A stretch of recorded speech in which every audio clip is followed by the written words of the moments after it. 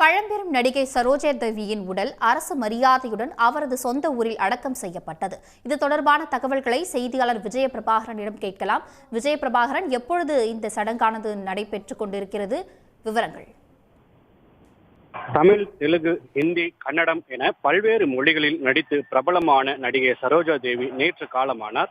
சரோஜா தேவியின் மரணம் ஒட்டுமொத்த இந்திய திரையுலகையே பெரும் துயரத்தில் ஆழ்த்தியது. கர்நாடகா மற்றும் பல்பகுதிகளில் இருந்து ஏராளமான பொதுமக்கள், திரைத்துறையினர், அரசியல் பிரமுகர்கள் என பல்வேறு தரப்பினர் சரோஜா தேவியின் உடலுக்கு அஞ்சலி செலுத்தினர்.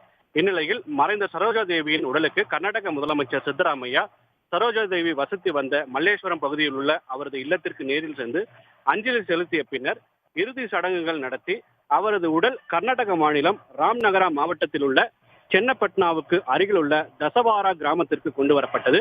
அப்போது வழிநெடுக்கிலும் பொதுமக்கள் ஒன்று கூடி சரோஜா தேவிக்கு அஞ்சலி செலுத்தினர். பின்னர் தசவாரா கிராமத்தில் உள்ள அவரது தோட்டத்தில் ஒக்கலிகா சமுதாய பாரம்பரியப்படி சடங்குகள் நடைபெற்றன. பின்னர் அரசு தரப்பில் போலீசார் நடிகை சரோஜா தேவிக்கு 21 குண்டுகள் முழங்க அரசு மரியாதை செலுத்தினர். அப்போது அவரின் உடலின் மேல் தேசிய கொடி போர்த்தப்பட்டிருந்தது.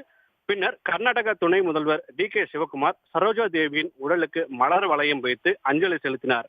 இறுதியாக சரோஜா தேவியின் தாயார் ருத்ரம்மாவின் சமாதிக்கு அருகில் சரோஜா தேவியின் உடல் நல்லடக்கம் செய்யப்பட்டது. தகவல்களுக்கு நன்றி விஜயபிரபாகரன்.